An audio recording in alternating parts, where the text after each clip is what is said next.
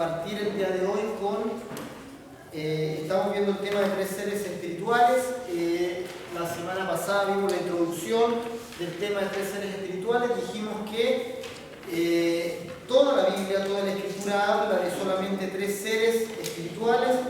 La Biblia se puede leer como la historia de estos tres seres espirituales y cómo se relacionan entre ellos. La relación entre los tres seres espirituales es la historia de la Biblia. Toda la Biblia se puede resumir en la relación entre solamente tres seres espirituales. Hablamos que los tres seres espirituales se referían a Dios, a los ángeles y al hombre. La semana pasada estuvimos viendo el tema de Dios, hablamos del tema de la Trinidad, vimos la relación entre el Hijo, el Padre y el Espíritu Santo. Y hoy día nos vamos a abocar a hablar acerca de los ángeles. Los ángeles son el segundo ser espiritual que vamos a ver. La próxima semana vamos a ver el tema del hombre. Vamos a referirnos al tema del hombre. Vamos a abrir la Biblia en el libro de Hebreos, capítulo 1.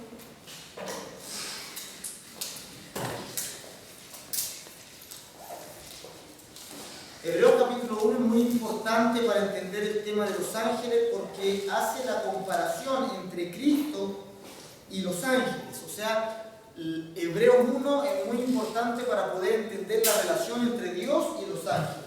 La relación que tiene entre Cristo y los ángeles. Es muy importante entender de esta forma el capítulo 1 del libro de Hebreos donde se hace esta comparación. Y vamos a ir al verso... Vamos a leer del 4 hasta el 14. Hebreos capítulo 1, del 4 al 14 vamos a leer y vamos a revisar esta relación que habla aquí entre Dios y los ángeles. Leamos todos juntos, del 4 al 14 del capítulo 1 de Hebreos. Dice: hecho tanto superior a los ángeles, cuanto heredó más excelente nombre que ellos. Porque ¿a cuál de los ángeles dijo Dios jamás: mi hijo eres tú, yo te he engendrado hoy? Y otra vez, yo seré a él padre y él me será a mí hijo. Y otra vez, cuando introduce al primogénito en el mundo, dice: adórenle todos los ángeles de Dios. Ciertamente de los ángeles dice: el que hace a sus ángeles espíritu y a sus ministros llama de fuego. Más del Hijo dice: tu trono, oh Dios, por el siglo del siglo, cetro de equidad es el cetro de tu reino. Has amado la justicia y aborrecido la maldad, por lo cual te ungió Dios, el Dios tuyo, con óleo de alegría más que a tus compañeros. Y tú, oh Señor, en el principio fundaste la tierra, y los cielos son obra de tus manos. Ellos perecerán, mas tú permaneces. Todos ellos envejecerán como una vestidura, y como un vestido los envolverás y serán mudados, pero tú eres el mismo, y tus años no acabarán. Pues, ¿a cuál de los ángeles dijo Dios jamás: siéntate a mi diestra hasta que ponga a tus enemigos por estrado de tus pies? ¿No son todos espíritus ministradores enviados para servicio a favor de los que serán herederos de la salvación?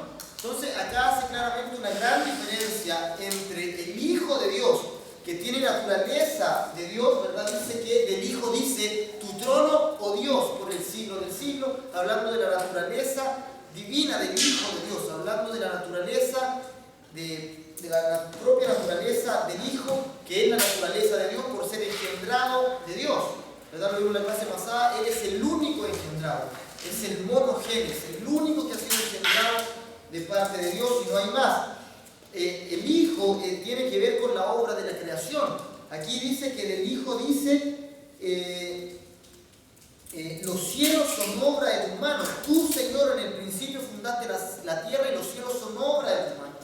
Sin embargo, los ángeles no tienen que ver en el proceso de la creación. Los ángeles no son creadores y no pueden crear. Solamente en la creación se restringe a Dios. Por eso aquí dice que del Hijo dice: tú, por ti fue hecha la creación, tú formaste, en el principio fundaste la tierra y los cielos son obra de tus manos. Pero de los ángeles, ¿qué se dice? Que son espíritus ministradores, que son espíritus ayudadores, que son espíritus que ayudan. Entonces hay una gran diferencia entre el Hijo, quien es el creador de todas las cosas, y los ángeles, que son los servidores en esa creación. Vamos a comenzar hablando acerca de de lo que la Biblia llama la diestra de Dios. Y aquí mismo en el versículo 1 de Hebreos vamos a ver en el verso 3, dice: el cual, siendo el resplandor de su gloria y la imagen misma de su sustancia, y quien sustenta todas las cosas por la palabra de su poder, habiendo efectuado la purificación de nuestros pecados por medio de sí mismo, se sentó a la diestra de la majestad en las alturas. Hebreos 1.3 nos da testimonio de la diestra de la majestad en las alturas, que el Hijo, luego de resucitar, se sentó en un lugar que el libro de Hebreos dice que es la diestra de la majestad. Y eso queda, dice, en las alturas. ¿Verdad? Vamos a leer el lugar de la derecha de Dios se habla en muchas partes de la Escritura. Mateo 26:64, por ejemplo, leámoslo para comparar solamente. Mateo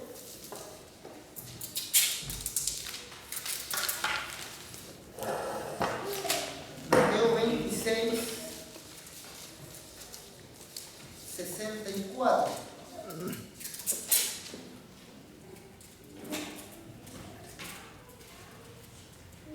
Dice: Jesús le dijo: tú lo has dicho, y además os digo que desde ahora veréis al Hijo del Hombre sentado a la diestra del poder de Dios y viniendo en las nubes del cielo.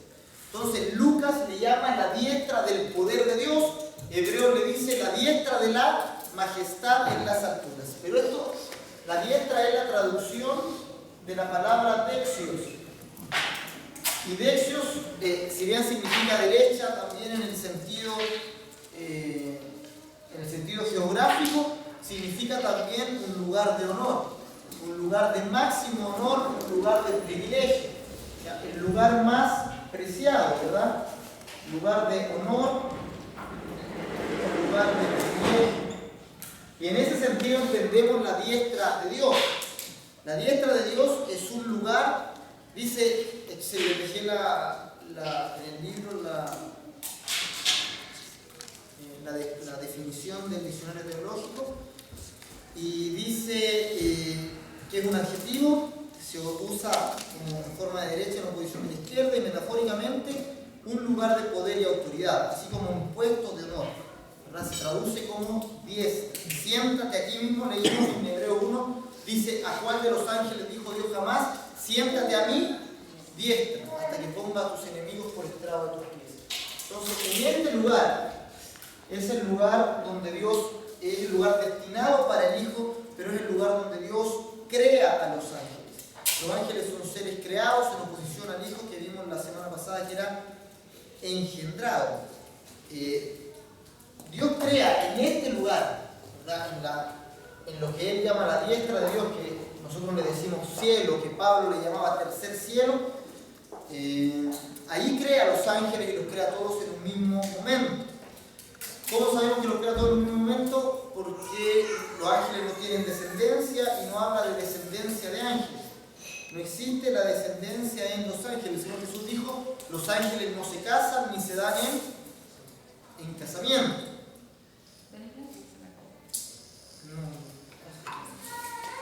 Dice: los ángeles no se casan ni se dan en casamiento, en el sentido de que no tienen descendencia. Ellos no tienen el poder para crear vida ni crear descendencia.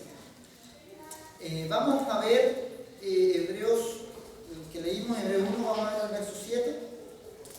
El verso 7 dice: el que hace a sus ángeles espíritus y a sus ministros llama de fuego, ¿verdad? Le dice ministros. A sus ministros llaman de fuego. ¿Qué es un ministro?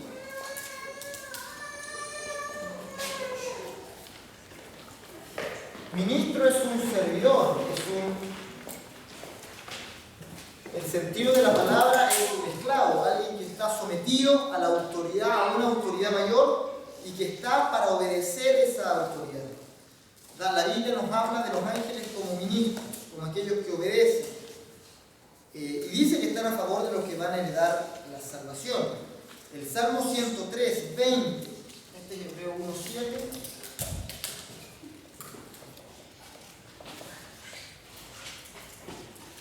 Salmo 103. Vamos al Salmo 103, el verso 20.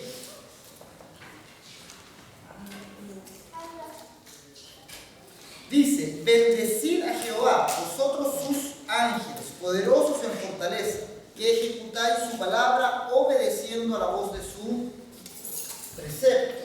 Entonces habla que los ángeles tienen la característica de la obediencia. Fueron creados para obedecer. Los ángeles fueron creados con el propósito de la obediencia, con el único propósito de ser servidores. Ellos, su naturaleza es obedecer. Su naturaleza es responder afirmativamente, positivamente a las órdenes de Dios. ¿Y qué orden le da Dios a los ángeles? Cuando son creados los ángeles, ¿qué orden les da?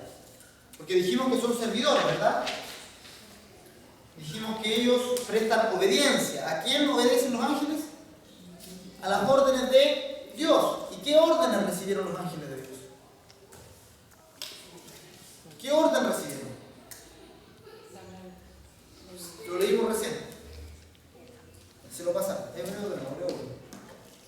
Hebreos 1:6 dice: cuando introduce al primogénito en el mundo, dice: adórenle todos los ángeles de Dios. ¿Cuál es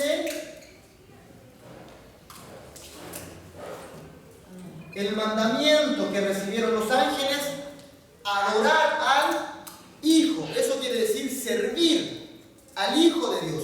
Los ángeles fueron creados no para, digamos, el Padre no los crea para Él, los crea para su Hijo, ¿verdad? Porque eso va en consecuencia con Colosenses 1:15, que dice que todas las cosas, visibles e invisibles, sean tronos, dominios, principados, potestades, ahí está hablando de ángeles, todo fue creado por Él, para Él y por medio de Él.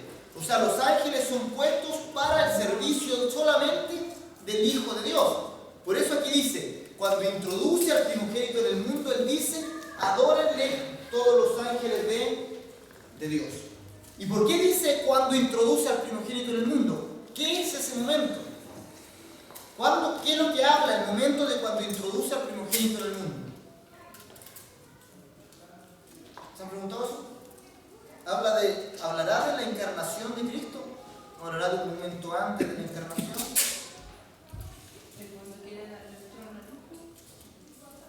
El Hijo, lo vamos a ver también más adelante, más detallado, también recibe una orden, ¿verdad? El Hijo tiene el sentir de experimentar la muerte y de tomar su trono por la resurrección.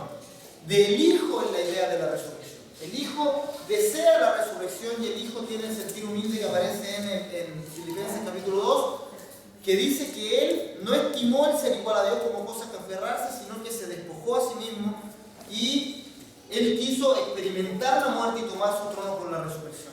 En ese momento, Dios crea el universo. El universo es creado, es formado para que el Hijo experimente la muerte. Por el deseo del Hijo de experimentar la muerte, es formado las tinieblas. O sea, se crea el universo en las tinieblas. Y cuando se crea el universo en las tinieblas, Dios le da una orden al Hijo. ¿Y cuál es esa orden? Morir. La orden que recibe el Hijo de Dios es morir. Por eso el Hijo dice: este mandamiento recibí de mi Padre, que yo ponga mi vida y que la vuelva a tomar. ¿Cuál es la orden que recibe el Hijo de Dios de parte del Padre? Morir, en dejar su vida en el abismo y volverla a tomar, y tomar su trono por la resurrección. Ese es el mandamiento del Hijo. Con ese mandamiento Dios introduce a su Hijo en el universo. ¿Verdad? El mandamiento introduce al Hijo en el universo. ¿Verdad? No es en el momento de la encarnación, es mucho antes. Es en el principio, cuando el Hijo tiene ese sentir de experimentar la muerte. Entonces ahí Dios ordena la creación del universo, la creación del universo, del abismo, y le da la orden al Hijo, y con esa orden lo introduce en el universo. ¿Y qué dice 1:6 de Hebreos? Que cuando eso pasa, cuando es introducido el primogénito en el mundo, ahí le da la orden a los ángeles y les dice: adórenle todos los ángeles de Dios. O sea, los ángeles de Dios tenían que adorar al Hijo donde éste fuera, ¿verdad? Aunque éste fuera a las tinieblas primero, los ángeles tenían que ir a servir en ese lugar. Luego, cuando el Hijo tomara el trono por resurrección, los ángeles tenían que ir y adorar en ese lugar. En cualquier lugar donde el Hijo se moviera, los ángeles tenían la orden de servirlo, de adorarlo, donde Él estuviera. Y vemos que cuando el Hijo aparece y es bautizado por Juan el Bautista, Jesús le dice a sus discípulos: desde ahora verán el cielo abierto y a los ángeles que descienden, suben y descienden sobre el Hijo del Hombre. ¿Por qué? Porque el Hijo sabía que los ángeles estaban mandatados para ayudarlo. Por eso Él dice: desde ahora verán el cielo abierto y a los ángeles que suben y descienden sobre el Hijo del Hombre, porque ellos tenían la orden de apoyarlo, ¿verdad? De estar con Él, de servirlo. Los ángeles protegieron a Jesús, los ángeles anunciaron a Jesús, ¿verdad? Los ángeles protegieron a Jesús cuando que lo quería matar Herodes, ¿verdad? Anunciaron, ¿verdad? Anunciaron de aquí, hicieron todo guiaron el camino del Hijo a Egipto, de vuelta a Nazaret. Ellos estuvieron durante su crecimiento, estuvieron en el bautismo, estuvieron después, dice, en el desierto, fortaleciéndolo, estuvieron después cuando Él salió en el poder del Espíritu Santo. Eso significa que iba en compañía de los ángeles. También Lucas dice, uno de los evangelios dice: y el poder para sanar estaba con Él. Hablado también de la compañía de los ángeles que hacían su ministerio junto con el Hijo. Entonces, todo el tiempo del Hijo en la tierra, todo el tiempo de Jesús en la tierra, vemos la compañía de los ángeles. Luego, cuando Él resucita y no ven el cuerpo en la tumba, también están presentes los ángeles. Y los ángeles son los que le dicen a las personas que están ahí qué hacen, por qué buscan a los vivos entre los muertos, tal como los vieron ir, excepto al cielo, así mismo Él va a volver. Entonces, los ángeles están durante toda la vida pública del Señor Jesús, están sirviendo. La orden que ellos recibieron es: adórenle todos los ángeles de Dios. Los ángeles son los que ejecutan su precepto. En el Antiguo Testamento los ángeles tienen mucha notoriedad. Si ustedes revisan todo el Antiguo Testamento, hay mucho movimiento de ángeles, se nota mucho el movimiento de los ángeles. Con Abraham, ¿se recuerdan? Que aparecen los ángeles cuando van a destruir Sodoma y Gomorra, aparecen los 3 varones que llegan donde Abraham. Luego Isaac también tiene visiones. Jacob lucha con un ángel, dice, hasta rayar el alba. Durante el tiempo de los patriarcas se ve mucho el movimiento angelical. Luego en el Nuevo Testamento, cuando pasamos al Nuevo, parece como que ya no hubiera tanto movimiento de ángeles, como que parece como que se detuviera, pero la verdad es que es solo opacado, porque la Biblia se centra en la obra de Jesús, se centra en lo que Jesús dijo, en lo que Jesús hizo, y las obras de los ángeles quedan un poco por detrás, pero siguen apareciendo en todo momento. El Señor Jesús dijo, cuando le dijo a Pedro: no cree que si yo rogara a Dios, Él me enviaría más de 12 legiones de ángeles. En el libro de los Hechos también aparecen muchos movimientos de ángeles con los apóstoles. Entonces, todo este movimiento lo vemos en el Antiguo y en el Nuevo Testamento por igual. Los ángeles quedaron a disposición de la iglesia cuando el Señor Jesús asciende. Hechos 1:8, lo que también es un verso que ya tenemos que sabemos de memoria. ¿Qué es lo que dice?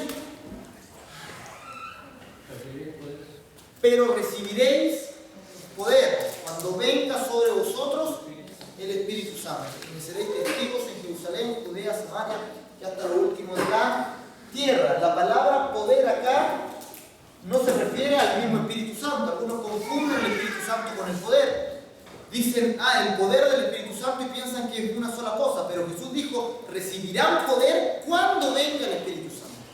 Y eso hace la distinción entre el poder y entre el mismo Espíritu Santo.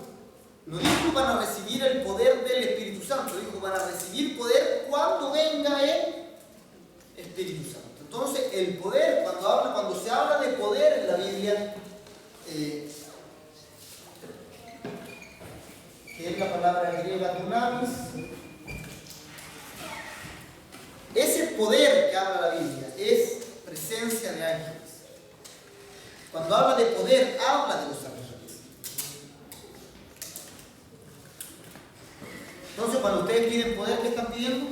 Dicen: Señor, dame poder. ¿Qué están pidiendo? Ángeles. Señor, agrégueme ángeles. Deme ángeles. Eso es lo que estamos lo que estamos pidiendo. Vamos a ver Segunda de Tesalonicenses 2. Segunda de Tesalonicenses 2, 11 y 12.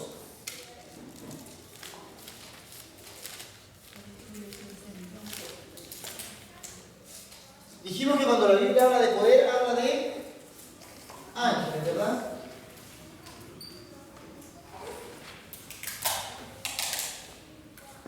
Siempre el poder es presencia de ángeles. El poder no es algo místico, algo etéreo, alguna cosa mágica. El poder son entidades espirituales con personalidad.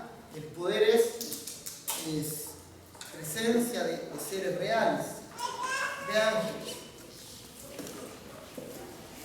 Fíjense que dice, Segunda de Tesalonicenses 2, el 11 y el 12. Dice, por esto Dios les envía un poder engañoso para que crean la mentira, a fin de que sean condenados todos los que no creyeron a la verdad, sino que se complacieron en la injusticia. O sea, aquí habla de otro tipo de poder. Habla de poder engañoso.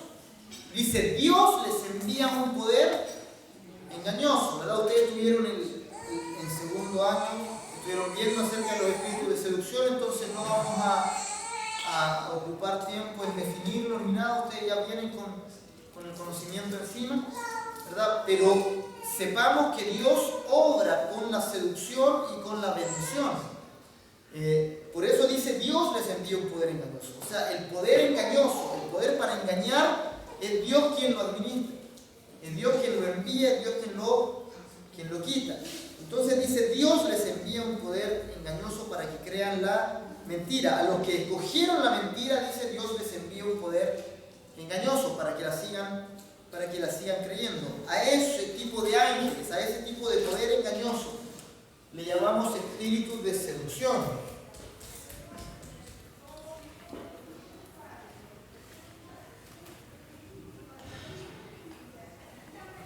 Cuando hablamos del poder engañoso, hablamos de espíritu de seducción.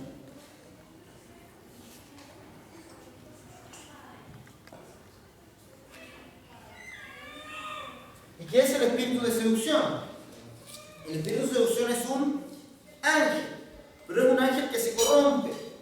Que se corrompe en el servicio a Dios a favor del creyente y se vuelve en contra del creyente. Y viene para, ¿no es cierto?, traer la seducción al creyente. Cuando ustedes vieron acerca de los espíritus de seducción, vieron hartos ejemplos. Vieron, por ejemplo, el caso del rey Acab, ¿se recuerdan? Cuando están los profetas profetizando y dice que el profeta vio una visión y en el mundo espiritual estaban todos los ángeles diciendo una cosa y otra, y Dios dice, ¿cómo engañaremos e induciremos a Acab a que vaya a la guerra? Y dice que se levanta uno y dice, yo seré espíritu de mentira en la boca de los profetas. Y Dios le dice, ve y como anda. ¿Qué significa eso? Lo mismo que estamos viendo aquí en Segunda de Tesalonicenses. Dios les envía un poder engañoso. Ahí Dios le dijo al ángel, anda y haz como has dicho. O sea, anda, ve y sé espíritu de mentira en la boca de los profetas. Es un enviado de Dios para ser espíritu de mentira en la boca de los profetas.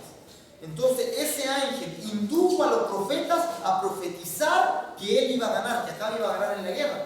O sea, los profetas sí recibieron revelación. O sea, los profetas sí iban, ellos iban a orar y ellos recibían que el rey Acab va a ganar. Pero ¿quién le estaba hablando? Le estaba hablando el espíritu engañoso de parte de Dios. Entonces ellos iban donde Acab y le decían, Acab, por estos cuernos tú vencerás, tú vas a la guerra y vas a ganar. Y eso es lo que pasó en el mundo espiritual. ¿Por qué? Porque Acab ya había decidido la mentira. O sea, Acab ya se había corrompido en su corazón y Acab no quería escuchar al profeta de Dios. Y él desechó la voz del profeta de Dios y quería escuchar lo que a él le agradaba. ¿Verdad? Y ustedes leen toda la historia después. Entonces Dios le envía este espíritu de mentira para afirmarlo y asegurarse de que, o sea, como que apoyarlo en su decisión de escoger la mentira. ¿Verdad? Eso le llamamos nosotros disciplina. ¿Verdad? La Biblia habla de disciplina y la disciplina puede ser tan dura que puede llegar hasta la destrucción misma, como en el caso de Acab. ¿Verdad? Acab muere finalmente porque porque no quiso escuchar al profeta de Dios. Él tuvo la oportunidad porque el profeta de Dios vino y le dijo acá, todos están mintiendo. Tú vas a ser derrotado en la guerra. Y acá, ¿qué hizo? No le hizo caso a la multitud del profeta, fue y murió. Entonces, otro caso, ¿no es cierto?, es el caso de Saúl, que es un caso muy emblemático, que dice que el Espíritu de Dios se apartó de Saúl y en vez de ese Espíritu de Dios, ¿no es cierto?, vino un espíritu malo de parte de Jehová que lo atormentaba. Entonces ahí vemos cómo es como que se ve la escena en la Biblia, el caso de Saúl, y se ve como un espíritu sale y otro espíritu entra. Algunos piensan cuando dice y el Espíritu de Dios dejó a Saúl, se piensa en el Espíritu Santo, ¿verdad? Pero cómo está constituido ahí el pasaje, habla de que sale un espíritu y entra otro. Como que el otro que entra a suplir la posición del primero. O sea, no se puede hablar acá de que el Espíritu Santo sale y después viene un ángel a atormentarlo. La descripción ahí del texto es que sale uno y entra otro para cubrir su puesto. Entonces cuando dice que el Espíritu de Dios se apartó de Saúl y en su lugar vino un espíritu malo de parte de Jehová que lo atormentaba, está hablando de dos seres de la misma condición, o sea, de dos ángeles. O sea que el ángel bueno de parte de Dios, dice, se apartó de Saúl. ¿Ya? El Espíritu de Dios en el hebreo es la misma palabra para ángel, incluso es la misma palabra para demonio, la misma palabra para viento, para ráfaga, la misma palabra. Entonces hay que ver muy bien el contexto de cuál se está hablando. Lo más probable, por cómo está constituido la forma ahí de decirlo, es que sea ángel, ¿verdad? Que sea el ángel de Dios que apoyaba a Saúl, que guiaba a Saúl, ¿no es cierto?, que le daba los dones a Saúl de la sabiduría, de la gracia para gobernar. Dice, se apartó de Saúl. ¿Y quién vino en su lugar? Un espíritu malo de parte de Dios que lo atormentaba. O sea, Saúl dejó de tener esa inteligencia para guiar al pueblo, esa sabiduría para guiar al pueblo, y en su lugar empezó a ser atormentado. Y era atormentado, continuamente atormentado. Y dice que incluso David vino en un tiempo y David le aliviaba los tormentos que le producía este espíritu cuando David tocaba el arpa. Entonces, ahí estamos hablando de espíritus de seducción. David le da testimonio de espíritus malos de parte de Dios, ¿verdad? Estos espíritus malos de parte de Dios, no decimos que son ángeles caídos, ¿verdad? Porque los ángeles caídos no son espíritus de parte de Dios, son espíritus controlados por el diablo. Si nosotros vamos a Apocalipsis capítulo 12, vamos a hacer ahí la diferencia clara entre los espíritus de seducción y los ángeles caídos.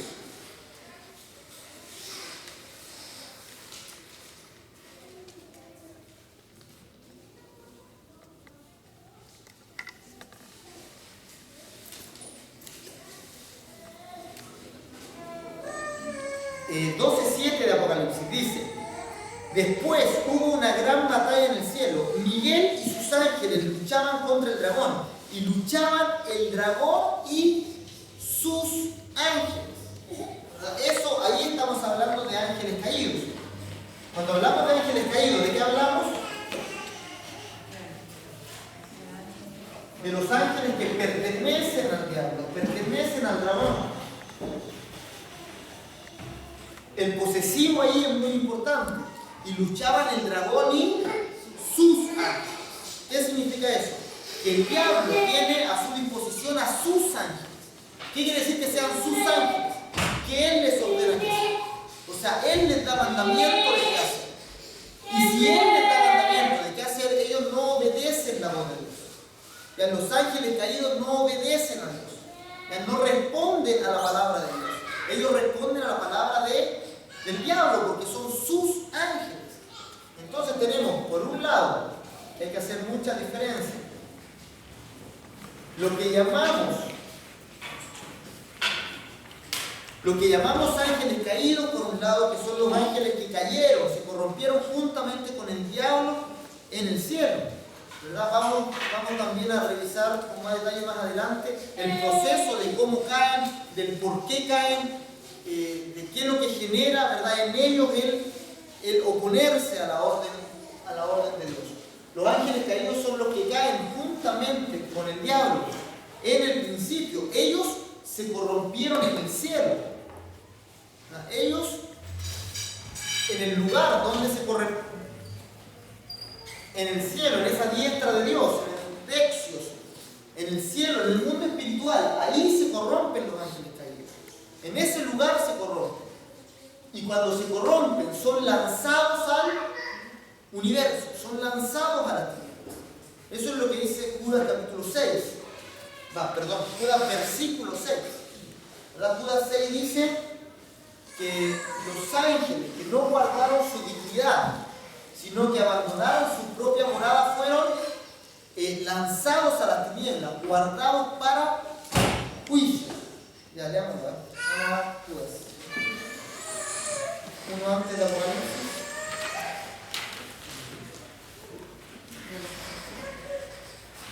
Judas, versículo 6.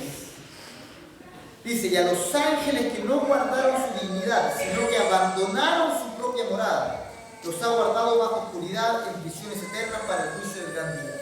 Dijimos que los ángeles fueron creados para obedecer la voz de Dios. O sea, la morada de los ángeles es el mandamiento de Dios. Los ángeles moran en el mandamiento de Dios. Ellos viven por el mandamiento de Dios. La dignidad de los ángeles es su propia obediencia. Esa es su morada, su posición, su ubicación en el reino del cielo. Pero ¿qué pasó? ¿Qué dice aquí? Que hubo ángeles que abandonaron esa morada. Que abandonaron esa propia morada, que dejaron su dignidad. O sea, dieron la espalda a la obediencia. Y ellos cayeron en el cielo. ¿Y qué pasó con estos ángeles? Dice, los ha guardado bajo oscuridad en prisiones eternas para el juicio del gran día. Entonces los ángeles caídos no fueron juzgados en el momento de caer, sino que fueron apartados y reservados para esperar el juicio. Eso también es importante entender. Los ángeles caídos son juzgados por Cristo en la primera venida. Ya no son juzgados sino hasta ese momento. Ya hasta el momento en que Jesús viene, esos ángeles aún no tenían un decreto de condenación. Aún no eran condenados. Dios no condenó a los ángeles inmediatamente. ¿Por qué? Porque los ángeles estaban usando su derecho para desobedecer. Ellos tenían por la voluntad independiente derecho de obedecer y derecho de desobedecer. Ellos usaron su derecho para oponerse a la palabra de Dios y fueron encerrados para esperar el juicio. Fíjense que Dios no los juzga. ¿Por qué?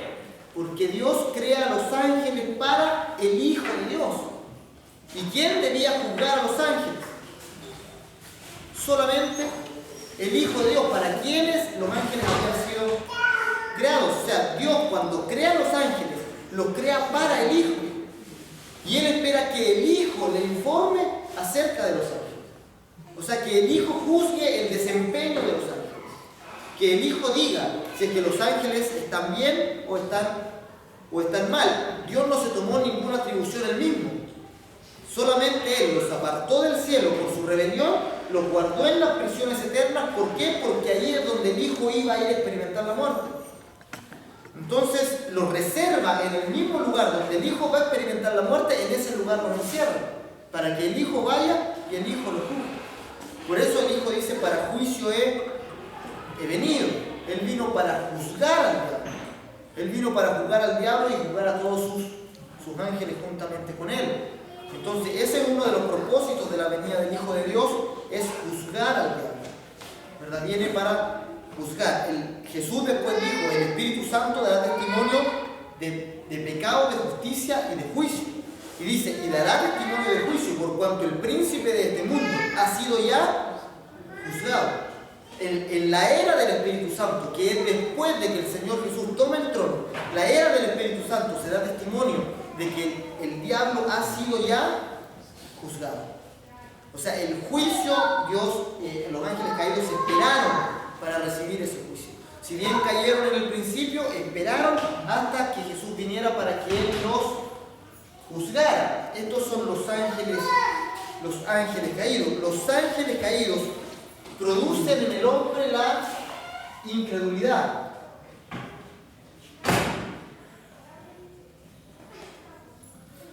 El primer año ustedes vieron una clasificación que hacemos de los ángeles caídos. en espíritus de, ¿se recuerdan, no? Espíritu de anticristo, espíritu de herejía y espíritu de falsos profetas.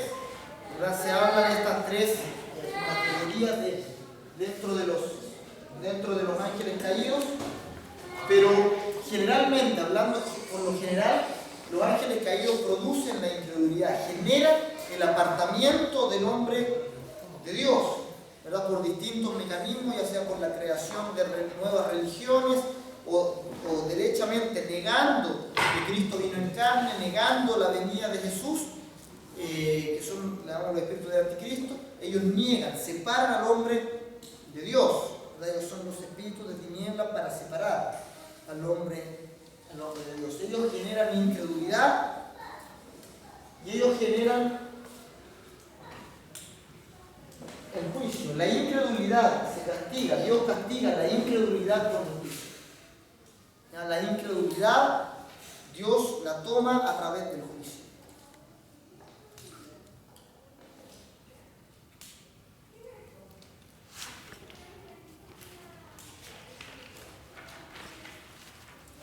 Por otro lado tenemos a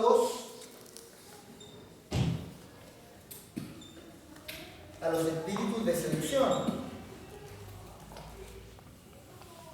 Los espíritus de seducción, como hemos visto y como vieron ustedes también el año pasado, no se corrompen en el cielo. Ellos se corrompen en su servicio a los santos. Ellos se corrompen en el primer cielo, se corrompen en esta tierra. Se corrompen dentro del universo. Ellos no son los que se opusieron a la palabra de Dios en el principio, sino son aquellos que son tomados para ejecutar la disciplina.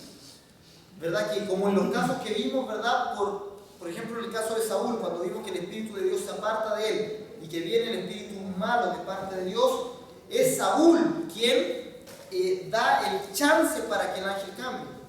¿Verdad? Si Saúl se hubiese mantenido en obediencia, no se hubiera producido este cambio.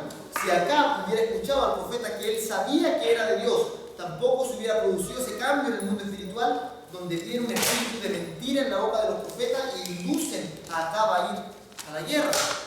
Entonces, los espíritus de seducción se corrompen en su servicio santo a Dios, producto de la misma desobediencia de aquellos que están sirviendo. O sea, los ángeles están sirviendo a alguien y su propia desobediencia producen que la corrupción de ese ángel, la caída, ¿no? Le llamamos caída generalmente a esto, pero hablamos de corrupción para los espíritus de seducción. La corrupción del ángel. Ya los ángeles se vuelven espíritus de mentira, espíritus de tropiezo, espíritus de engaño. Dios les envía un engaño para que crean la mentira. Entonces, los espíritus de seducción trabajan generalmente con creyentes. Principalmente los espíritus de seducción se degeneran en su servicio al creyente. ¿Verdad? Cuando el creyente insiste en un mismo pecado una y otra vez, al punto de que llega a ser una abominación para Dios, entonces el ángel que ayudaba a ese creyente a no caer en la tentación, que luchaba por él, por mantenerlo unido a Dios, ahora se corrompe y se vuelve un espíritu de seducción que empieza a inducirlo a que siga cayendo. Y lo empieza a ayudar a crear las instancias para que siga cayendo, para que crea la mentira. Entonces el estado del creyente se vuelve mucho más terrible que antes. Se vuelve un estado casi desesperado, pero los espíritus de seducción no están puestos para producir incredulidad, sino para producir desobediencia.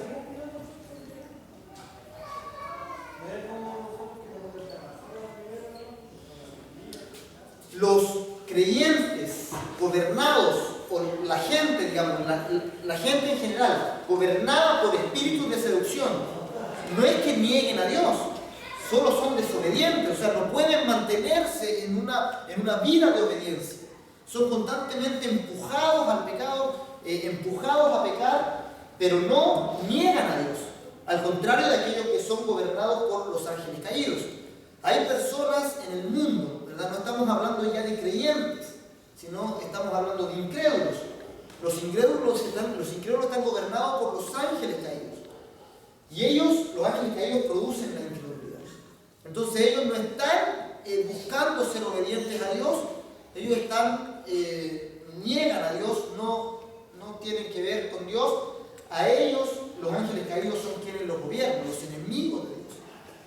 Pero cuando un creyente entra en un estado de desobediencia, Dios no manda a un ángel caído para que vaya a hacerle daño.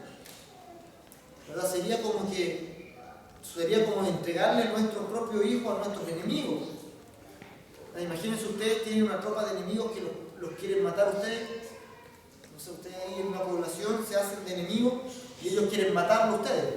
Entonces usted, para que su hijo aprenda de una buena vez, va y usted y lo pone ahí donde están sus enemigos, lo van a tratar sin piedad. Nosotros no vamos a tener control sobre ellos. Entonces Dios no entrega a sus hijos a los ángeles caídos. ¿Verdad? No se los entrega a sus enemigos.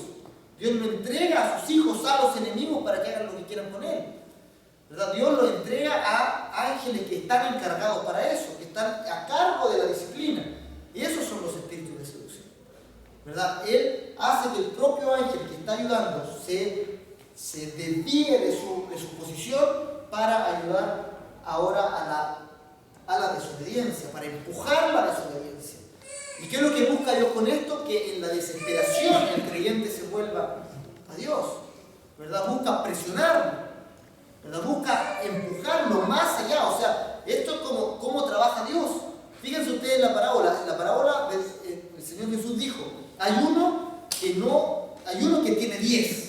¿Verdad? Que se le dieron, no sé, 5 talentos y este generó 10.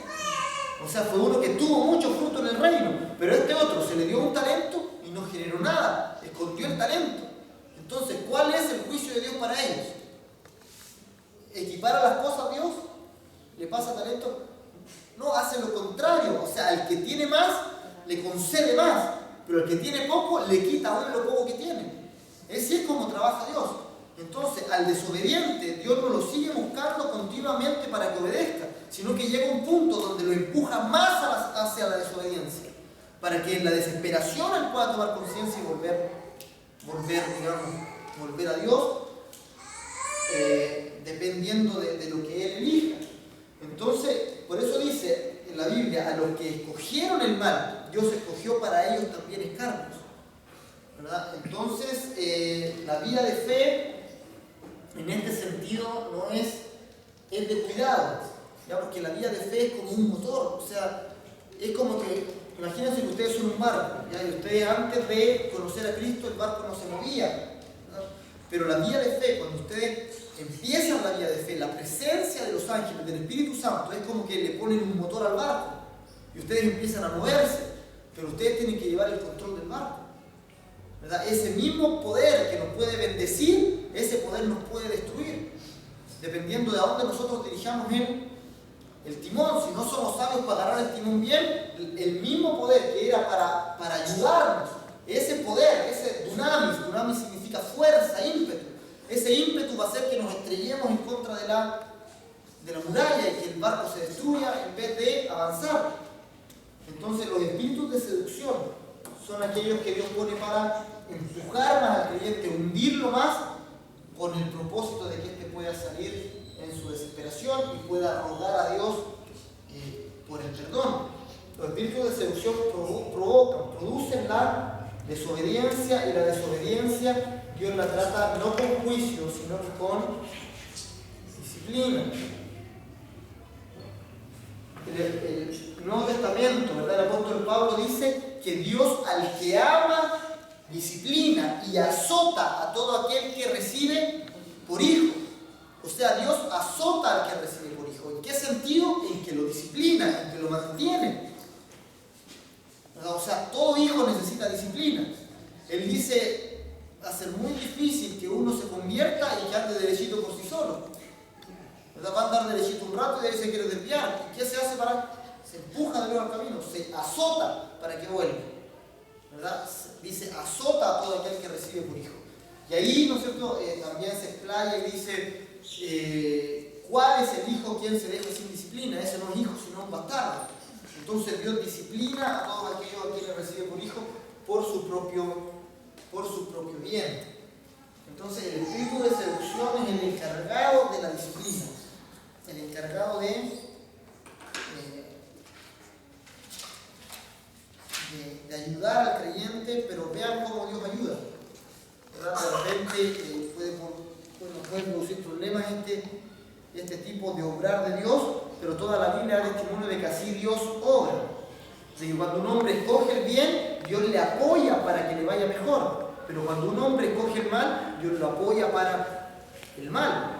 Entonces Dios trabaja con dos fuentes, con dos manos, obrando la bendición, pero obrando también la seducción. Obrando también, Dios le envía espíritu de engaño. Romanos capítulo 1 también dice, ¿verdad? Él los entregó, Dios los entregó a una mente reprobada. ¿Verdad? Dios tomó la acción de entregarlos a la mente reprobada para hacer cosas que no convienen.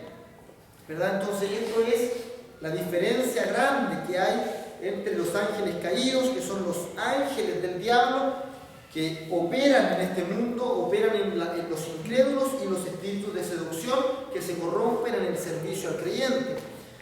Los espíritus de seducción, después de que el creyente se arrepiente, no vuelven a ser ángeles buenos de nuevo. ¿Verdad? Los ángeles tienen una característica, que ellos no pueden recibir perdón. O sea, los ángeles no son perdonados por su acción. Nosotros tenemos todas las ganancias, porque nosotros podemos fallar 1 y 1000 veces, pedir perdón y se nos devuelve al lugar donde estábamos. ¿Verdad? Eso es la gracia, pero la gracia no opera con los ángeles. La Biblia dice, Dios no rescató a los ángeles, sino que rescató a la descendencia de Abraham. La gracia es para con los hombres, no es para con los ángeles. Los ángeles no reciben la gracia de Dios. Entonces el ángel, cuando se corrompe, no puede volver de nuevo a la posición que tenía antes. ¿Verdad? Por eso no hay perdón para los ángeles caídos. Ellos están condenados a la separación eterna de Dios, que es el infierno. La Biblia dice, el infierno está preparado para el diablo y sus ángeles. No está preparado para el hombre, porque el hombre había de recibir la gracia. Entonces ningún hombre debería perderse, porque el hombre puede recibir la gracia. O sea, el hombre por una oración puede volver al reino, ¿verdad? Y aunque falle de nuevo con una oración, y vuelve al reino, y vuelve al reino siempre. O sea, hasta 70 veces 7 vuelve al reino, ¿verdad? No hay un límite de vueltas al reino, ¿verdad? Pero los ángeles no tienen vuelta al reino. Los ángeles se caen de su posición y ya no tienen vuelta al reino, porque no tienen gracia para que ellos puedan ser perdonados nuevamente. Entonces no hay perdón para los ángeles caídos. En ninguna manera ellos pueden ser perdonados. De la misma manera, los espíritus de seducción, cuando se corrompen en su servicio, no pueden volver de nuevo a ser ángeles buenos, y se mantienen en su posición de espíritus de seducción para siempre. Cuando el creyente muere, el espíritu de seducción vaga y se junta hasta un incrédulo, puede estar operando, pero siempre opera como espíritu de seducción, siempre opera forzando la desobediencia, siempre opera en ese campo. Entonces, los espíritus de seducción crecen todos los días. No es que los espíritus de seducción, la cantidad de espíritus de seducción que está obrando en el mundo no puede nunca disminuir, siempre va creciendo. Los creyentes, la iglesia está generando todos los días los espíritus de seducción, está proporcionando los espíritus de seducción, y eso hace que la moral del hombre cada día vaya también degenerándose más. Los espíritus de seducción trabajan en la fibra moral de las personas, hacen que la moral de las personas caiga, ¿verdad? Que no puedan sostenerse. Por eso nosotros vemos de repente a hombres que son incrédulos, ¿verdad? A hombres que nunca han reconocido a Dios, que niegan a Dios, pero que son hombres impecables en cuanto a conducta, ¿verdad? Que son hombres que no mienten, que no tienen vicio, que se manejan muy bien. Ustedes pueden ver, no sé, los líderes del mundo. Los líderes del mundo niegan a Dios con toda su fuerza, pero ellos no tienen problemas en su moralidad. Podríamos decir, son más morales que los creyentes. Entonces, por eso el evangelio no es moralidad. No se puede definir en eso, porque si no, ellos tendrían mucho más acceso al cielo que los mismos de la iglesia. Entonces, ¿qué hacen los espíritus de seducción? Derrumban la moral del creyente, ¿verdad? Cuando el creyente entra y participa de la iglesia y luego se vuelve atrás por los espíritus de seducción, sale de la iglesia por los espíritus de seducción, generalmente su moral viene a ser peor que antes. O sea, pierde la fuerza de voluntad. Quiere hacer algo, se propone hacer algo, pero ya no puede hacerlo. ¿Por qué? Porque el carácter, la fibra moral se derrumbó por la acción de los espíritus de seducción. Entonces ellos tratan, se proponen cosas, pero nunca lo logran. Y a veces muchos dicen, ¿no es cierto? No, yo voy a volver ahora. Ahora sí, dejo todo atrás, vuelvo a la iglesia y no pueden volver. ¿Verdad? Y no pueden siquiera mantener una asistencia regular en el culto. Y no pueden ni siquiera hacer nada de lo que se proponen. A veces hay gente, no sé, que es rescatada de Dios, se rescata del alcoholismo, de algún vicio. ¿Verdad? Y estas personas Dios les da toda la gracia, se restauran, están siendo restaurados, pero en un momento ellos recaen y vuelven y niegan, ¿no es cierto? Se vuelven desobedientes, entonces el espíritu de seducción que los alejaba de ese vicio, ahora se vuelve en contra de ellos y ellos vuelven a ser después peores de cuando entraron, ¿verdad? Se vuelven peores de cuando entraron. Por eso el Señor Jesús le dijo a uno que lo sanó, le dijo, vete y no peques más para que no te suceda algo peor, ¿verdad? No te suceda algo peor. También el Señor